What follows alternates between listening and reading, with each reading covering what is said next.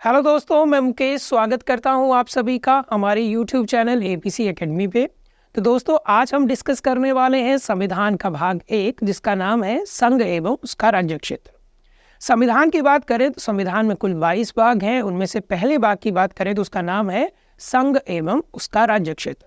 तो उसमें भारत संघ और उसके राज्य क्षेत्र के बारे में बताया गया है और साथ में ये भी बताया गया है कि भारत संघ में नए राज्य का प्रवेश कौन कर सकता है और उसका क्या प्रोसीजर है। किसी राज्य के नाम में परिवर्तन कौन कर सकता है, उसका सीमा क्षेत्र में परिवर्तन कौन कर सकता है, इसके बारे में सारी जानकारी जो है भाग 1 में दी गई है। और इसी भाग में कहीं ना कहीं इंडिया को भी डिफाइन किया गया है कि इंडिया या भारत क्या है। तो अगर हम आर्टिकल्स की बात करें तो ये भाग जो है आर्टिकल 1 से लेकर आर्टिकल 4 तक एक्सटेंड होता है। तो इसके आर्टिकल्स की बात करें तो इसमें आर्टिकल 1 से लेके 4 आर्टिकल है। तो इसमें केवल 4 ही आर्टिकल्स हैं। ओके, तो चलिए स्टार्ट करते हैं। तो आर्टिकल 1 की अगर हम बात करें तो आर्टिकल 1 में जो है 3 क्लाउज हैं और आर्टिकल 1 जो है भारत संघ के बारे में बता रहा है कि भारत संघ क्या है, ठीक है, और भारत संघ के राज्य क्षेत्र कौन कौन है और भारत संघ के राज्य क्षेत्र कितने कैटेगरी के हैं, इसमें ये जानकारी दी गई है।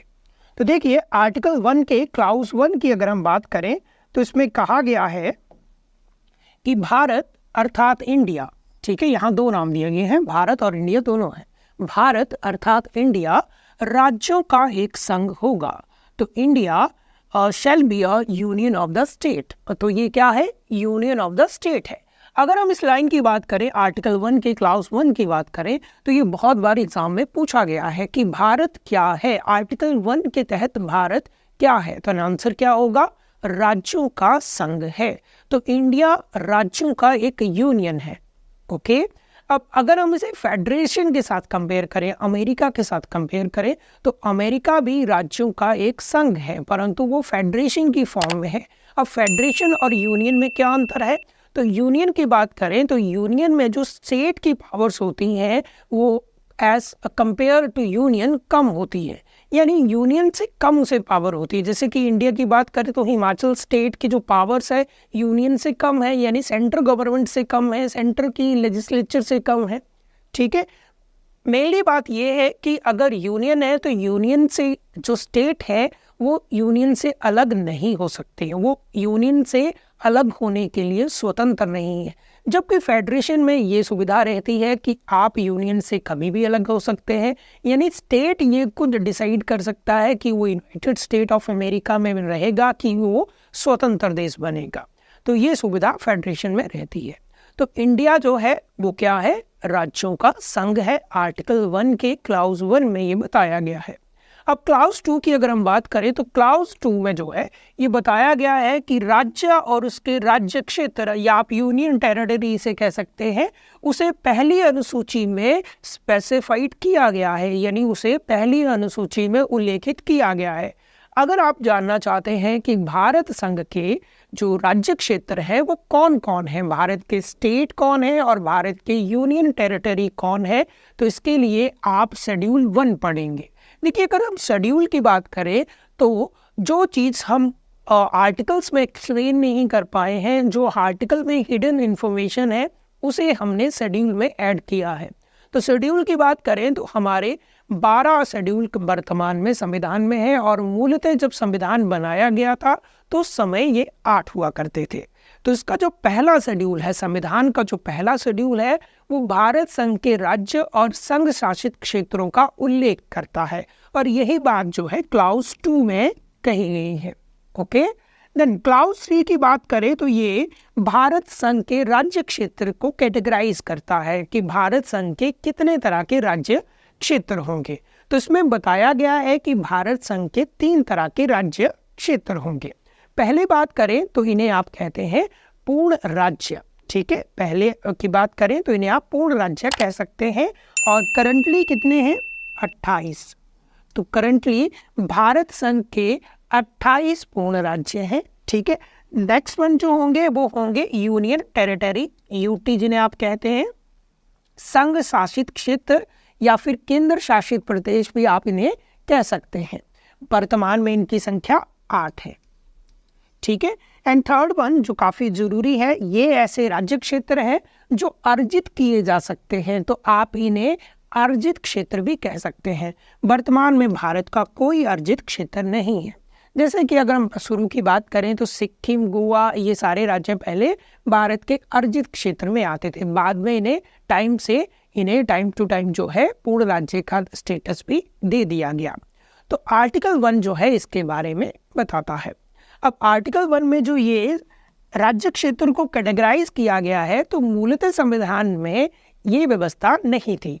यानी मूलतः संविधान में भारत संघ के राज्य क्षेत्र को 3 भागों में विभाजित नहीं किया गया था। तो मूलतः संविधान में क्या व्यवस्था थी?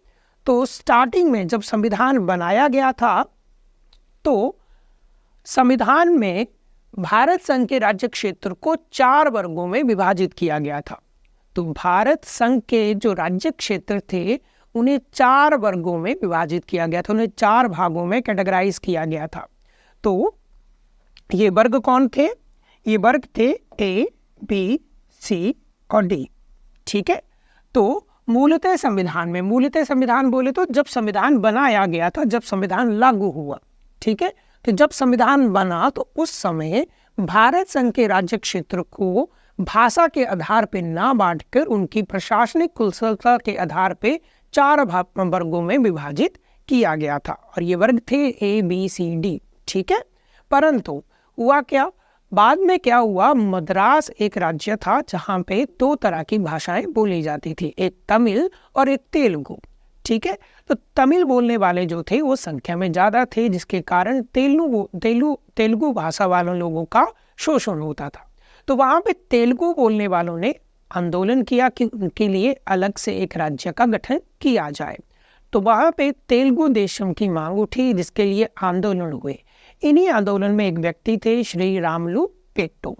तो इन्होंने जो आमरण अनशन किया, जिसके कारण इनकी मृत्यु होगी, और इनकी मृत्यु होने के कारण केंद्र सरकार को इनकी मांग माननी पड़ी, और 1953 में जो है भाषा के आधार पे भारत का पहला राज्य आंध्र प्रदेश बनाया गया। ठीक है। तो इस बात को यहाँ लिखा गया है कि 1952 में अगर हम बात करें तो श्री रामलू की बात करें तो ये श्री रामलू है जिन्होंने अलग तेलुगु देशम की मांग करी थी, अलग तेलुगु राज्य की मांग करी थी, और उसके लिए उन्होंने जो है अनशन पे बैठे थे, जिसके कारण उनकी मृत्यु हो गई थी। तो मृत्यु के बाद केंद्र सरकार को मजबूरन जो है उनकी मांग को मानना पड़ा, और उन्होंने जो है 1953 में मद्रास को 2 अलग भागों में बांटकर आंध्र प्रदेश का गठन किया था। तो आंध्र प्रदेश भारत का भाषा आधारित पहला राज्य बना था, यानी इसका गठन भाषा के आधार पर किया गया था। ओके। बट इसके साथ ही जो है केंद्रीय सरकार ने जो है एक कमीशन का भी गठन किया, एक आयोग का भी गठन किया, क्योंकि केंद्र सरकार को इस बात का आइडिया था कि इस तरह से बाकी राज्य भी मांग कर सकते हैं, क्योंकि उस समय बहुत सारे ऐसे राज्य थे जहाँ पे अनेकों भाषाएं बोली जाती थी। जैसे कि मैं एग्जांपल के लिए बोलूँ, गुजरात और महाराष्ट्र उस टाइम पे इकट्ठा था, तो वहाँ गुजराती और मराठी दोनों भाषा बोली जाती थी। तो हो सकता था कि अन्य राज्य भी इस तरह की मांग करें और ऐसी स्थिति दोबारा से उत्पन्न हो। तो इसीलिए जो है केंद्र सरकार ने 1952 में ही जो है राज्य पुनर्गठन आयोग का स्थापना कर दी। तो अगर हम बात करें तो 22 दिसंबर 1953 में जो है जस्टिस फजल अली की अध्यक्षता में प्रथम राज्य पुनर्गठन आयोग की स्थापना की गई। तो आपसे ये पूछा जा सकता है कि फजल अली आयोग या फिर आप राज्य पुनर्गठन आयोग भी से कहते हैं, इसकी स्थापना कब हुई है? अब इसकी अध्यक्षता की बात करें तो जैसे कि मैंने बताया कि इसकी अध्यक्षता किसने करी? जस्टिस फजल अली ने। तो ये वो व्यक्ति हैं जस्टिस फजल अली जो राज्य पुनर्गठन आयोग के अध्यक्ष थे।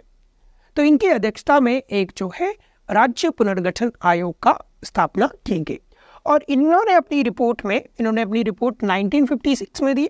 तो इन्होंने अपनी रिपोर्ट में जो है राज्यों को भाषा के आधार पर स्थापित करने का सिफारिश की।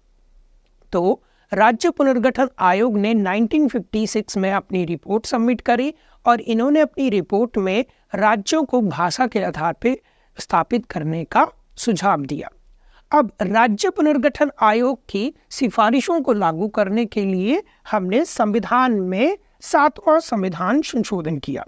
तो राज्य पुनर्गठन आयोग की सिफारिशों को लागू करने के लिए संविधान में 7वां संशोधन किया गया, जो 1956 में हुआ। तो 7वें संविधान संशोधन 1956 के तहत हमने राज्यों के जो 4 वर्ग थे उन्हें समाप्त कर दिया और इसके साथ 14 राज्य और 6 केंद्र शासित प्रदेश का गठन किया गया। तो याद रखेंगे, 7वां संविधान संशोधन राज्य पुनर्गठन आयोग की सिफारिशों को लागू करने के लिए किया गया था और इस संशोधन के तहत हमने राज्यों के जो 4 वर्ग 4 कैटेगरी थी उन्हें समाप्त करके भारत संघ के राज्य क्षेत्र को 3 वर्गों में बांटा था।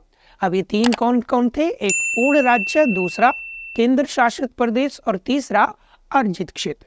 उसी के साथ उस टाइम जो है 14 नए राज्य स्थापित किए गए और 6 केंद्र शासित प्रदेश स्थापित किए गए। ओके, तो ये राज्य पुनर्गठन आयोग से संबंधित चीजें थी, पॉइंट्स थे जो काफी इंपॉर्टेंट है। ओके, तो चलिए नेक्स्ट पे चलते हैं। नेक्स्ट हम बात करेंगे कि यदि इस भारत संघ में किसी नए राज्य की स्थापना करनी हो या भारत में किसी नए राज्य का प्रवेश करना हो तो इसके लिए सक्षम कौन है और इसका क्या प्रोसीजर है। तो आर्टिकल 2 इसके बारे में बताता है। एग्जाम्पल के लिए जैसे कि भूटान है, तो भूटान भारत का राज्य नहीं है, वो एक स्वतंत्र देश है। मान लीजिए कि भूटान भारत संघ में विलय करना चाहता है, वो भारत का राज्य बनना चाहता है, तो इसके लिए कौन सक्षम है? भारत में कौन ऐसा व्यक्ति है या कौन ऐसी संस्था है जो इसके संबंध में ये कार्यवाही कर सकती है? तो आर्टिकल 2 ये कहता है कि संसद राष्ट्रपति की पूर्व अनुमति के आधार पर विधि के अनुसार भारत संघ में किसी नए राज्य का प्रवेश या नए राज्य की स्थापना कर सकती है। क्लियर? तो आर्टिकल 2 के तहत संसद को यह अधिकार दिया गया है कि वो राष्ट्रपति की पूर्व अनुमति के आधार पर, ठीक है, नए राज्यों का प्रवेश या नए राज्य की स्थापना संसद विधि के द्वारा, ठीक है, ऐसा कर सकती है। तो वो कानून बना के राष्ट्रपति की पूर्व अनुमति के आधार पे ऐसा कर सकती है, किसी नए राज्य का प्रवेश भारत में कर सकती है। क्लियर? परंतु किसी नए राज्य की स्थापना या प्रवेश से संबंधित जो विधेयक होगा वो संसद में तभी लाया जा सकता है जब राष्ट्रपति उस पर अपनी अप्रूवल दे, यानी राष्ट्रपति की परमिशन से ही वो सदन में लाया जा सकता है। क्लियर? तो आपको क्लियर हो गया कि नए राज्य की स्थापना या फिर नए राज्य का प्रवेश भारत संघ में करने में कौन सक्षम है। तो आर्टिकल 2 के तहत संसद को यह अधिकार है कि वो भारत संघ में नए राज्य की स्थापना कर सकती है। ओके, तो चलिए नेक्स्ट आर्टिकल की तरफ चलते हैं। नेक्स्ट आर्टिकल की बात करें तो अगर हमने ये जानना है कि भारत संघ के राज्य में जो मौजूदा राज्य है उनके नाम में परिवर्तन, उनके क्षेत्र सीमाओं में परिवर्तन, ठीक है, और उनके जैसे कि 2 राज्यों को मिला के एक राज्य बना देना या 2 राज्यों के किसी क्षेत्र को थोड़ा थोड़ा काट के एक नया राज्य की स्थापना कर देनी, या फिर उनमें से एक राज्य को एक क्षेत्र को यूटी बना देना, इस तरह की व्यवस्था कौन कर सकता है। तो अगर हम आर्टिकल 3 की बात करें, तो आर्टिकल 3 राज्यों के पुनर्गठन से संबंधित है और आर्टिकल 3 उन राज्यों की बात करता है जो भारत के मौजूदा क्षेत्र हैं और आर्टिकल 2 उन क्षेत्रों की बात करता था जो भारत के मौजूदा क्षेत्र नहीं है और वो भारत में एंटर होना चाहते हैं। ठीक है, तो आर्टिकल 2 के तहत भी संसद को यह अधिकार है कि वो राष्ट्रपति की पूर्व अनुमति के आधार पर किसी राज्य के नाम में परिवर्तन कर सकती है या उसकी क्षेत्र सीमाओं में परिवर्तन कर सकती है, जैसे कि यहाँ पे लिखा गया है। तो राज्यों का निर्माण और वर्तमान राज्यों के क्षेत्र सीमाओं और नामों में परिवर्तन, तो ऐसा करने में कौन सक्षम है? आर्टिकल 3 के तहत संसद ऐसा कर सकती है विधि के अनुसार।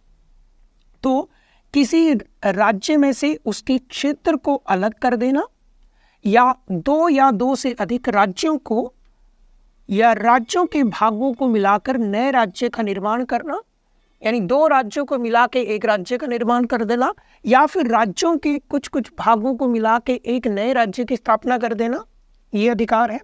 किसी राज्य के क्षेत्र को बढ़ा सकती है कौन? संसद।